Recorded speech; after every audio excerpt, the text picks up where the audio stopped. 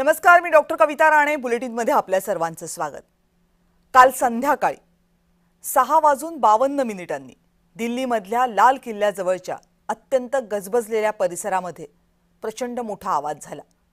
भर रस्त्यात एका गाडीमध्ये स्फोट झाला आणि दुसऱ्या क्षणाला प्रचंड आगीचे लोळ उठले. आगीच्या धुरात आधी काही दिसलं नाही, पण त्यानंतर जे दृश्य समोर आलं त्यानं सगळ्यांचा थरकाप उडाला.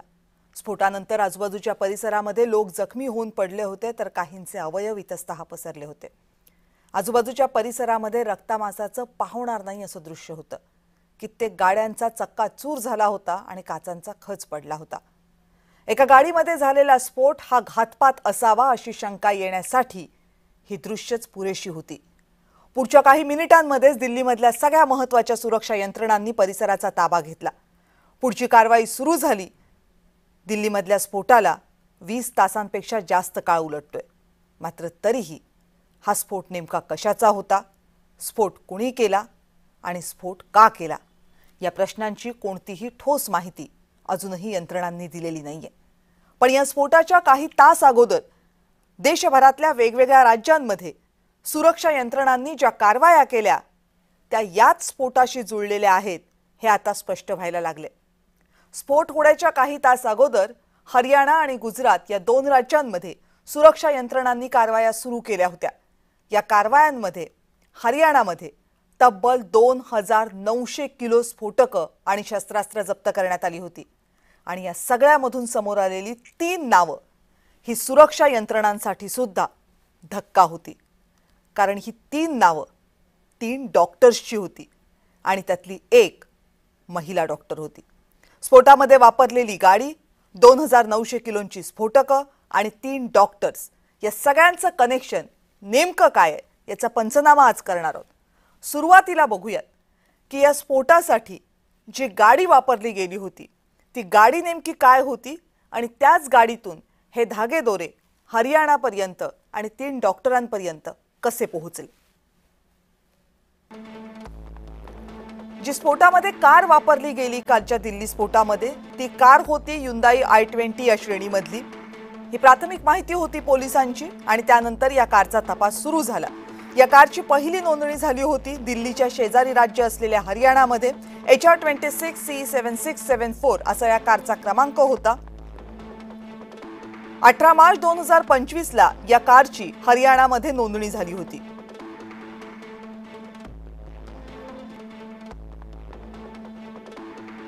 नोंदणी करताना या कारचा मालक होता मोहम्मद सलमान.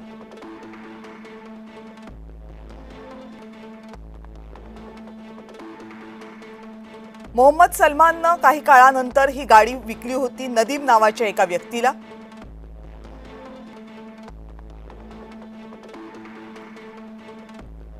त्यानंतर या नदीमनं सुद्धा ही गाडी विकली होती आणि त्यानं गाडी विकली होती त्या व्यक्तीचं नाव होतं तारिक.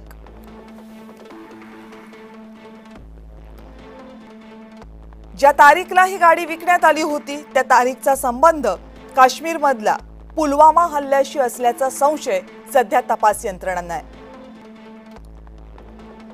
जी कार वापरली गेली हल्ल्यामध्ये ती कार आतापर्यंत किमान 7 वेळा विकली गेली असावी असाही संशय तपास यंत्रणांना आहे.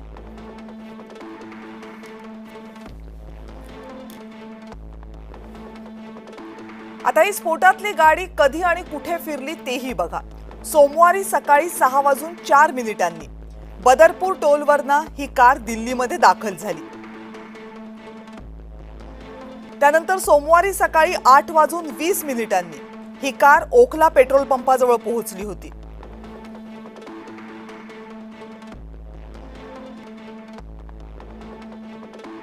सोमवारी दुपारी 3:19 पर्यंत ही गाडी दिल्लीतल्या विविध भागांमध्ये फिरत होती. पण 3 वाजल्यानंतर ही गाडी दिल्लीतल्या लाल किल्ल्याजवळ आली आणि या लाल किल्ल्याजवळ एक पार्किंग लॉट आहे, तिथे ही गाडी पार्क करण्यात आली होती. त्याच्यानंतर जवळपास 3 तास गाडी तिथंच होती. 6:28 जे सीसीटीव्ही फुटेज समोर आले त्या फुटेजनुसार ही गाडी याच पार्किंगमधनं बाहेर पडली आणि त्यानंतर अगदी काही मिनिटांमध्ये ही गाडी मूळ मुख्य रस्त्यावर आली. तिथे एक सिग्नल होता, तिथे मेट्रो स्टेशन जवळच्या सिग्नलमध्ये ही कार चालत होती. त्याच वेळेस या कारमध्ये स्फोट झाला. वेळ होती 6:53. आता या कार संदर्भातली जी आणखीन माहिती समोर आले तीही तपास यंत्रणांसाठी महत्त्वाची आहे. ही कार सकाळी हरियाणामधनं दिल्लीमध्ये दाखल झाली होती. म्हणजे सोमवारी सकाळीच कार दिल्लीच्या दिशेने आली होती. एका टोल प्लाझावरनं ही दिल्लीमध्ये दाखल झाली होती. दिवसभर साधारण दुपारी 3 वाजेपर्यंत ही कार दिल्लीतल्या वेगवेगळ्या ठिकाणी फिरवण्यात आली होती. दिल्लीतल्या विविध भागांमध्ये ही कार स्पॉट झाली. दुपारी 3च्या सुमारास ही कार दिल्लीतल्या लाल किल्ला परिसरामध्ये आली आणि साधारण 2:15च्या सुमारास ही कार लाल किल्ला परिसराच्या बाजूला जो पार्किंग लॉट आहे त्याच्यामध्ये गेली आणि ही कार तिथे पार्क करण्यात आली होती. याच पार्किंग लॉटमध्ये ही कार पार्क करण्यात आल्यानंतर बराच वेळ ही कार तिथंच होती. कारमध्ये जो ड्रायव्हर आला होता तो कार न्यायला आला हो नंतर, मात्र तोपर्यंत बराच तास निघून गेले होते. जवळपास 3 तास ही कार पार्किंग लॉटमध्ये होती आणि त्यानंतर डॉक्टर उमरनं ही कार त्या पार्किंग लॉटमधनं बाहेर काढली. पार्किंगमधनं बाहेर आली त्यानंतर ही कार मुख्य रस्त्यावर आली. मुख्य रस्त्यावर मेट्रो स्टेशनच्या समोर एक सिग्नल आहे, तो सिग्नल रेड होता, त्यामुळे ही कार या सिग्नलला थांबली होती. या कारच्या आजूबाजूला त्याही वेळेस बऱ्याच गाड्या होत्या. सिग्नल ग्रीन झाला, कार पुढे निघाली आणि फक्त काही मीटर अंतरानंतर गेल्यावर या कारमध्ये प्रचंड मोठा स्फोट झाला. या स्फोटामुळे आजूबाजूच्या गाड्यांच्या काचाही फुटल्या, बऱ्याच गाड्यांचं नुकसान झालं. या कारमध्ये ज्या व्यक्ती बसलेल्या होत्या त्यांचाही मृत्यू झाल्याची शक्यता आहे. यापैकी डॉक्टर जो गाडी चालवत होता त्याचा मृत्यू झाल्याची स्पष्टता पोलिसांनी आतापर्यंत केलेली आहे. स्फोटामुळे जी आग लागली होती त्या आगीमध्ये आसपासच्या सुद्धा अनेक गाड्या पेटल्या.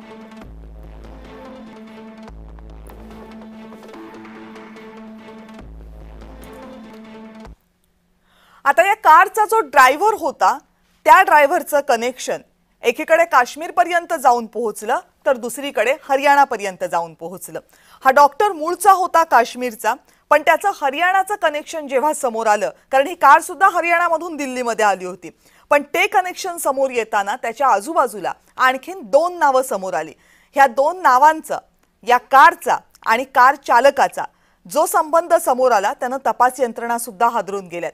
कारण हा संबंध फक्त दिल्ली ब्लास्ट पुरता मर्यादित नाहीये, तर ह्या सगळ्या तपासणीमध्ये जे काही पोलिसांच्या हाती लागले त्यामुळे काय होऊ शकतं याची कल्पना जरी केली तरी अंगाचा थरकाप उडेल. ही आणखीन जी 2 नावं समोर आलेली आहेत ती नेमकी काय आहेत? दिल्ली ब्लास्टमध्ये जो माणूस कार चालवत होता त्यांचं आणि या पुढच्या 2 नावांचं कनेक्शन काय आहे ते बघा, म्हणजे हा कट काय पुढे जाऊ शकला असता याची कल्पना तुम्हाला सुद्धा येईल. जी नावं समोर आलेली आहेत त्यातलं पहिलं नाव आहे मुझम्मिल शकील. हा मुझम्मिल शकील आहे मूळचा काश्मीरचा.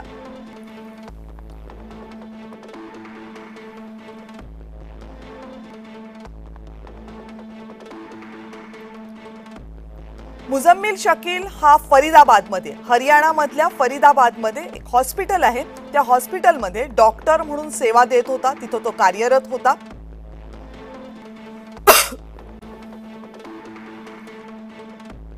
फरीदाबादमधली जी स्फोटकं आहेत त्याच्या कारवाईमध्ये त्याचं नाव समोर आलं होतं.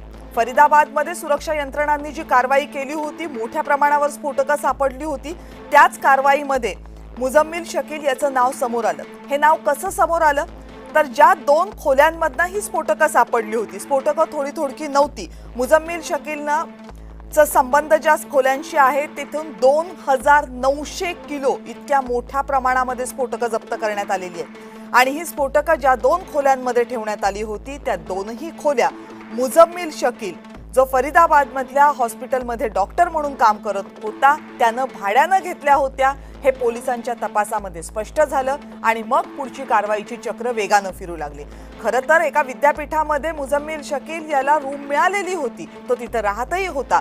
मग असं असताना मुझम्मिल शकीलनं फरीदाबादमध्ये या 2 खोल्या भाड्यानं का घेतल्या हा सगळ्यात महत्त्वाचा प्रश्न उपस्थित झाला जेव्हा 2900 किलो स्फोटकं सापडली.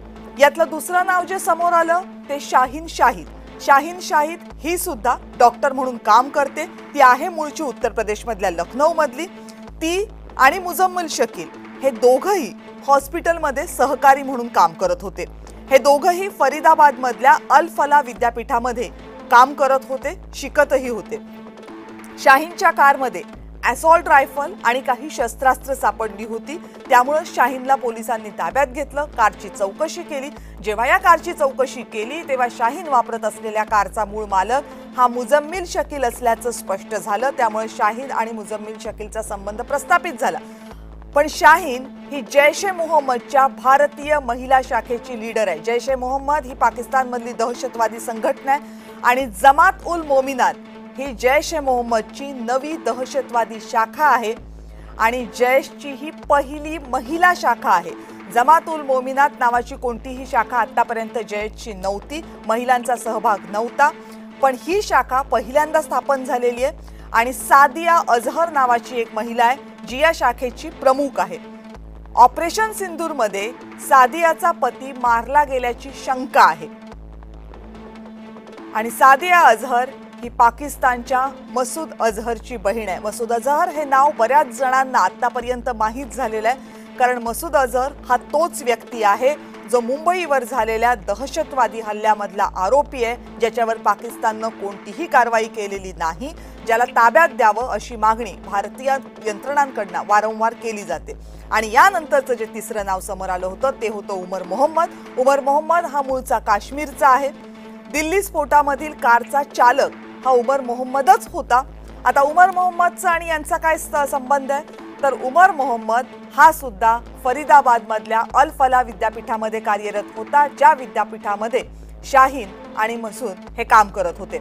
उमर मोहम्मद आणि मुजम्मिल हे अत्यंत जवळचे सहकारी असल्याचं सुद्धा स्पष्ट झालं। त्यामुळे तिघांमधले संबंध काय होते हे प्रस्थापित झाले। जी कारवाई झाली होती हरियाणामध्ये, त्या कारवाईनंतर उमर घाबरला असावा आणि त्यानं स्फोटाचा निर्णय घेतला असावा अशी शक्यता सध्या सुरक्षा यंत्रणांना वाटते। मात्र ती शक्यता कितपत खरी आहे याबाबत अजूनही तपास व्हायचा आहे।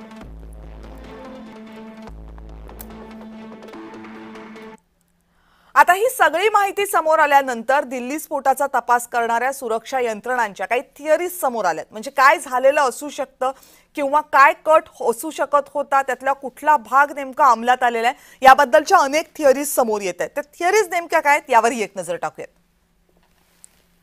दिल्ली स्फोटामधली पहिली थिअरी अशी आहे की साखळी बॉम्बस्फोट घडवण्याचा जैश ए मोहम्मदचा कट होता।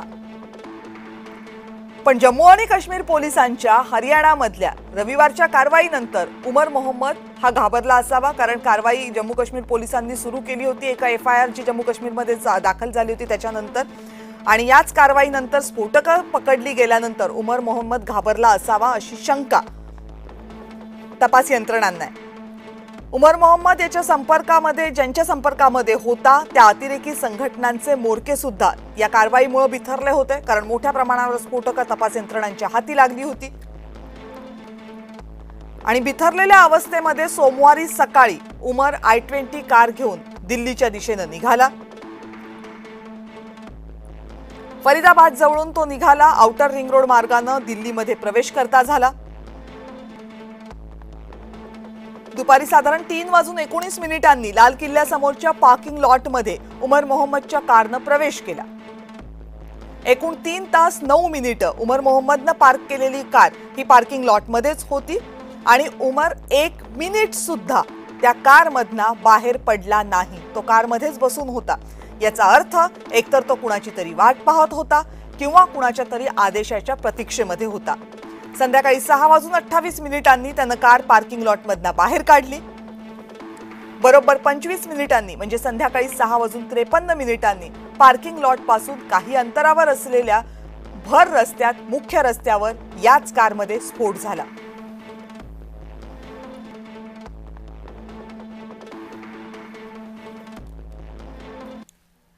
आता ही फक्त थिअरी आहे, याच्याबाबतच्या चौकशी अजूनही सुरू आहे, पण हा एकूण प्लॉट आणि एकूण सगळी रचना बघितल्यानंतर काही सवाल निश्चित उपस्थित होतात। काय आहेत सवाल? पहिला जो सवाल उपस्थित होतोय तो हा आहे की उमर I-20 कार घेऊन 3 तास पार्किंग लॉटमध्ये का थांबला होता?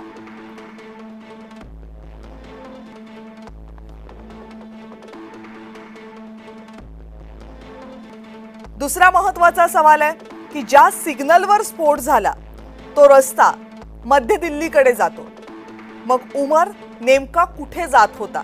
त्याला स्फोट घडवायचा होता, तो स्फोट झाला, त्यानं जागा निवडलेली होती की काय? आणखीन याबाबत काही माहिती मिळू शकते का? याचा तपास पोलीस यंत्रणा करतायत.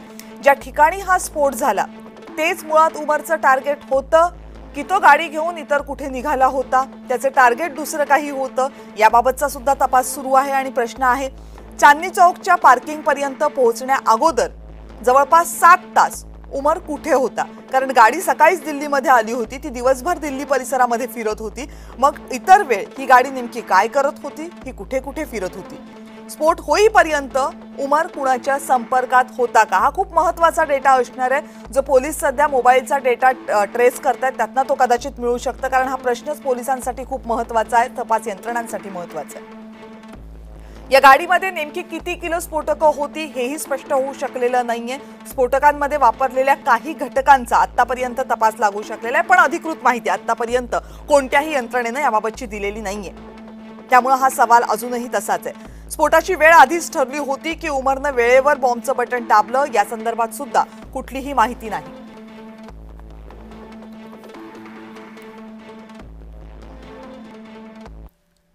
आता प्रश्न तर अनेक आहेत आणि याच प्रश्नांबद्दल बोलण्यासाठी आपल्या सोबत आहेत निवृत्त लष्करी अधिकारी major general Anil Bam. Bam sir, नमस्कार. नमस्कार, जय हिंद. आणि माजी पोलीस अधिकारी धनराज वंजारी सुद्धा आपल्या सोबत आहेत. वंजारी सर, नमस्कार, आपलंही स्वागत.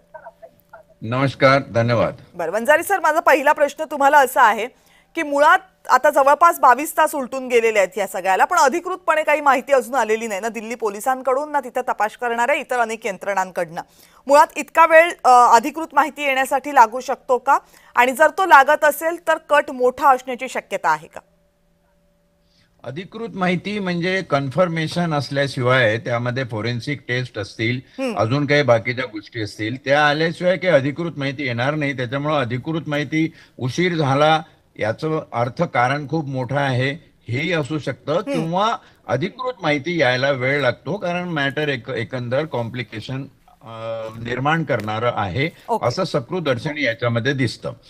सगळ्यात प्रथम एक आहे की जे स्फोटात जखमी आहेत त्यांच्या जखमा जर बघितल्या तर केवळ जळायला आणि भाजल्याच्या जखमा आहे. जेव्हा बॉम्बस्फोट होतो 93चे मुंबईचे बॉम्बस्फोट जर तुम्ही बघितले तर बॉम्ब्स मध्ये ज्या वस्तू वापरल्या जातात, म्हणजे पॅलेट्स म्हणा, लोखंडाचे तुकडे म्हणा, टाचण्या म्हणा, काचाचे तुकडे म्हणा, काही दगडाचे खुबेदार तुकडे म्हणा, या जखमा नाहीयेत. याचा अर्थ ती फक्त आणि फक्त स्फोटक होती, ते बॉम्ब नव्हता. आता हे सिद्ध करण्यासाठी आपल्याला एक इग्निशन मटेरियल जे आहे त्याचा जर विचार केला तर निश्चितपणे कन्फर्मेटिव्ह माहिती यायला वेळ लागणार आहे याच्यामध्ये, कविता. त्याशिवाय जी थेअरी आहे म्हणजे पुलवामा सदृश्य की हे ट्रान्सपोर्ट होत होतं आणि एवढ्या मोठ्या प्रमाणात म्हणजे हजारो किलोच्या संख्येने जर स्फोटक पोलिसांच्या हाती लागलेली आहे, तर त्या साठ्यामधला हा एक छोटासा वाटा त्या गाडीमध्ये ट्रान्सपोर्ट होत होता. आता तू अनेक वेळा बजावून सांगितले तुझ्या प्रस्तावनेमध्ये की तो कुठे जाणार होता, कुठल्या दिशेला जाणार होता. खरंच त्या ठिकाणी काही गोडाऊन होतं, तिथे बॉम्ब तयार करण्यात येणार होते आणि नंतर साखळी बॉम्ब स्फोट त्यांना 93 सारखे करायचे होते, की AK-47 सुद्धा एकाकडे सापडलेला आहे, 2611 टाईप असं काहीतरी त्यांना करायचं होतं का? तर हे आता संपूर्णतः येणाऱ्या तपासामधून जी जी माहिती पुढे येईल आणि त्या माहितीचं कन्फर्मेशन म्हणजे कोरॅबोटरी इव्हिडन्स त्याला मिळत राहील, जसं CCTV आहे, फोरेन्सिक सायन्स आहे, या सगळ्यातून एकंदर एकच दिसतंय की जी जैश ए मोहम्मद आणि त्याची सिस्टर कन्सर्न जी आहे त्याचा संबंध यामध्ये आहे. निश्चितपणे हा फ्रॉम क्रॉस द बॉर्डर असा दहशतवादी धोका जो भारताला नेहमी असतो त्याचा हा भाग आहे. मला वाटतं याच्यात पूर्ण तपास झाला पाहिजे.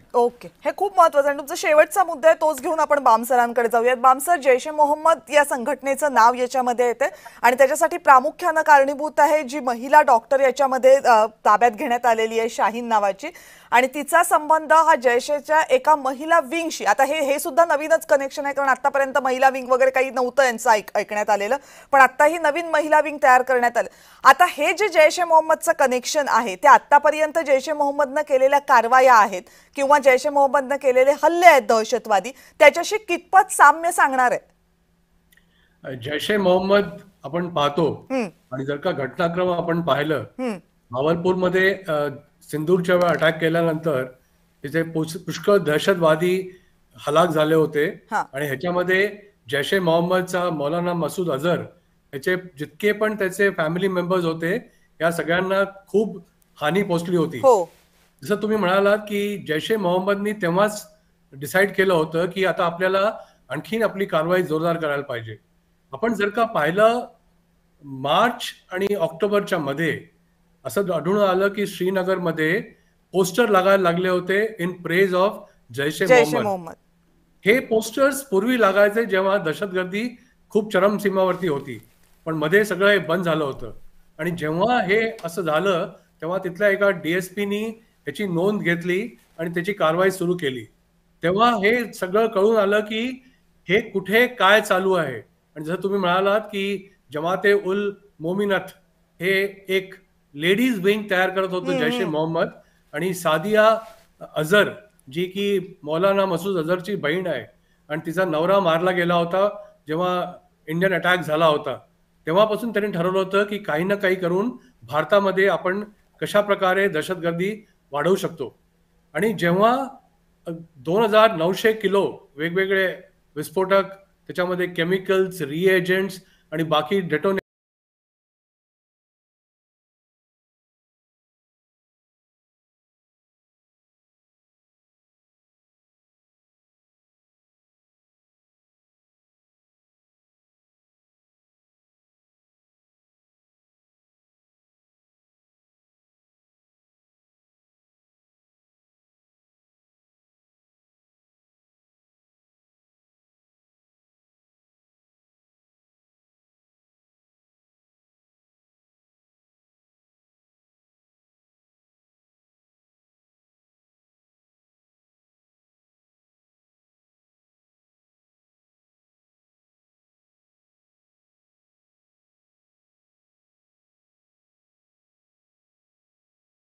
टेलिग्राम मध्ये आणि कोडेड वर्ड्स मध्ये त्याचं आणि अक्रॉस दी बॉर्डर जैश ए मोहम्मद हँडलर्सच्या बद्दल आणि आपसामध्ये त्यांचं बोलणं चालू होतं. आणि तेच लोक उमर मोहम्मदच्या संपर्कात होते. हे जितके डॉक्टर्स तुम्ही म्हटले, आजच्या पोझिशन चेंज झाली आहे. पूर्वी जसे दहशतगर्दी होते जे जंगलामध्ये वेपन्स घेऊन किंवा फटीक घालून लपून हिंडायचे, आता व्हाईट कॉलर जॉब वाले स्पेशली डॉक्टर्स. आणि अल फला ही जी युनिव्हर्सिटी आहे फरीदाबाद मध्ये, ही एक जुनी युनिव्हर्सिटी आहे ज्याच्यामध्ये मॅक्सिमम एका टाईपचे लोक तिथे काम करतात. आणि आपण पाहिलंय की डॉक्टर शाहीन शहीद असो किंवा दुसरा मुजम्मिल असो ज्यांना अरेस्ट केली आहे, आणि एक आणखीन डॉक्टर आदिल म्हणून आहे त्याला पण अरेस्ट केलं आहे. आपण जेव्हा हा पूर्ण घटनाक्रम घेतो असं लक्षात येतं की हा एक पॅनिक अटॅक होता, पण 100% इनिशियल रिपोर्ट्स मध्ये कळतं की हा एक टेररिस्ट अटॅक होता. पॉसिबली त्यांना कुठे आणखीन दुसरीकडे जायचं होतं जसं सर म्हणाले, पण on a particular point with some trigger ते एक्सप्लोड झालं, कारण त्याच्यामध्ये डेटोनेटर्स होते. आणि नॉर्मली एक्सप्लोजन झाल्यानंतर which is a planned explosion with IED explosive, तिथे क्रेटर बनतं. ना रस्त्यावरती क्रेटर बनलं ना काही झालं, नुसती जाळपोळ. आणि ह्याच्यामुळे जितके हलाक झाले, जवळजवळ 13 ठार झालेत आणि जवळजवळ 20 जखमी आहेत. हा मी इनिशियली म्हणेन की हा एक टेररिस्ट अटॅक आहे. ओके, फक्त मला एक अगदी थोडक्यात सांगा सर, वेळ कमी आहे म्हणून, की याच्यामध्ये महिला डॉक्टरचा सहभाग असणं बामसर हे तपास यंत्रणांसाठी किती आव्हानात्मक आहे? कारण आतापर्यंत असं नाहीये की कुठल्या कारवायांमध्ये महिला दहशतवादी पकडल्या गेल्या नाहीत किंवा पण त्यांचा सहभाग खूप कमी होता. पण अशी विंग तयार होणं आणि त्यामध्ये डॉक्टर्स असणाऱ्या महिलांचा सहभाग असणं हे तपास यंत्रणांसाठी आता जास्त आव्हानात्मक परिस्थिती नाहीये का? खूप आव्हानात्मक परिस्थिती आहे. कारण जैश ए मोहम्मदने रिअलाइज केलं की नुसतं मेल डॉमिनेटेड टेररिस्ट ऑर्गनायझेशन ठेवून काम चालणार नाही. भारतामध्ये अजूनही महिला जी बुरखा घालते तिच्यावरती विश्वास केला जातो आणि नॉर्मली कोणी इव्हन सिक्युरिटी फोर्सेस थोडं दोन विचार करतात की मी या बाईचा बुरखा काढू की नको काढू. म्हणून त्यांनी ठरवलं की आपल्याला विमेन्स विंग तयार करायला पाहिजे आणि जसं मी नाव सांगितलं होतं जमाते उल मोमिनत हे त्यांनी सुरू केलं. आणि डॉक्टर शाहीन शहीद ही इथली रिप्रेझेंटेटिव्ह होती. तिचा टास्क होता की ह्या ऑर्गनायझेशनला कसं मोठं केलं जाईल under the guidance of Sajiya Azhar. आणि हे आपल्यासाठी एक इंडिकेटर आहे की आता नुसते माणसं किंवा मेल डॉमिनेटेड टेररिस्ट ऑर्गनायझेशन नसणार आहे, फिमेल्स आणि विमेन टेररिस्ट आहेत. आणि त्यामुळेच आव्हान खूप मोठ्या प्रमाणावर वाढणार आहे, कारण आणि तपास यंत्रणांसाठी हे सगळं मोठ्या प्रमाणावर वाढणार आहे. मला धनराज सर अगदी थोडक्यामध्ये सांगा, 2900 किलो हा आकडा प्रचंड मोठा आहे. हे एका ठिकाणी ठेवलं होतं. आता हा प्रश्न असा आहे की हा एकच साठा असेल तर किमान तो ताब्यात आला, पण देशभरातल्या विविध ठिकाणी 2900 किलो हे एका ठिकाणी ठेवण्याची हिंमत जर हे दहशतवादी करत असतील तर आता तपास यंत्रणांना चौफेर जरी चौकशी करायची झाली तरी हे काम खूप कठीण बनणार आहे. कारण जर ही हिंमत पोचली असेल की 2900 किलो आम्ही एका ठिकाणी साठवतो. नाही, एका ठिकाणी साठवणं हे जितकं महत्वाचं नाही कविता, त्यापेक्षा जास्त महत्वाचं आहे ही स्फोटकं आली आली कशी. कुठून? ही आमचे स्निपर डॉग आहे, आमच्या यंत्रणा आहे जागेवर, आमचं सगळं बॉर्डर पोलीस आहे, सगळं आहे. ही स्फोटक त्या ठिकाणी साठवण्यासाठी आली कशी आणि कुठून आली. ह्या स्फोटकाचं अनालिसिस खरं काय आहे, टायनायट्रोटोल्यून आहे की अजून काही दुसरं अमिनो ऍसिडचं कॉम्बिनेशन आहे, कुठल्या प्रकारचं मटेरियल जे एवढं ज्वलनशील आणि स्फोटक असू शकतं त्याचं एक निर्धारण पहिला झालं पाहिजे. आणि ही स्फोटकं आली कुठून. 93च्या बॉम्बासमध्ये आणि 26/11च्या याच्यामध्ये जेव्हा तपास यंत्रणेने सिद्ध केलं की ज्या ज्या ठिकाणी हे स्फोटकं झाली किंवा जिथं बॉम्ब फुटले ती स्फोटकं कुठून आली होती त्याचा तपास जवळपास 1 वर्षभर झाला. आणि तपासानंतर ते समजलं की हे स्फोटकं बाहेरनं पाकिस्तानातून इकडे आली होती. त्या केसमध्ये 93च्या श्रीवर्धनच्या याच्यामध्ये सगळ्यांना माहित आहे तिथले जे सब इन्स्पेक्टर होते ज्यांच्या ढिसाळपणामुळं त्या लॉऱ्या सोडण्यात आल्या त्याला 7 वर्ष शिक्षा झालेली आहे. 7 वर्ष शिक्षा भोगून तो सुटलेला आहे. नंतर त्यांनी पुस्तक वगैरे लिहिलं काय काय प्रकार सगळा आहे. माझ्या अंती आणि माझ्या पोलीस अनुभवाला स्मरून मी तुला सांगतो हा अतिशय नाजूक वळणावर जाणारा तपास आहे. याच्यामध्ये आपले लोक असतील त्याही लोकांना हुडकून काढून जास्तीत जास्त शिक्षा दिली पाहिजे. ही स्फोटकं येतात की जेव्हा पुलवामा एवढं मोठं झालं स्फोटकं कशी आली एवढी आमच्याकडे. आता एवढी हजार म्हणजे तू तर कल्पना नाही करू शकत. एखादं मोठं काही म्हणजे एस्टॅब्लिशमेंट पूर्णपणे नष्ट करायचं असेल तर एवढी स्फोटकं सफिशियंट आहे. हे अशी स्फोटकं जर भारतात येत असतील ह्या एवढ्या 140 करोडच्या महाकाय देशामध्ये खरंच आमच्या यंत्रणांनी या ठिकाणी कसून तपास करावा. आणि कोण घरका भेदी रंकाड आहे जरी असेल ना तर त्याला कठोरातली कठोर शिक्षा देणं महत्वाचं आहे. त्या दृष्टीने दॅट शुड बी एक्झाम्पलरी सॅम्पल केस. नाही बरोबर आहे, कारण ही फक्त तुम्ही जसं म्हणालात फक्त हा आकडा महत्वाचा नाहीये तर इतक्या मोठ्या संख्येने स्फोटकं येतात, ती साठवली जातात, डॉक्टर्स सारखे लोक असतात ते त्याच्यामध्ये सहभागी असतात. हे एकूणच समोर आलेले आतापर्यंतचे मुद्दे हे धक्का देणार आहेत.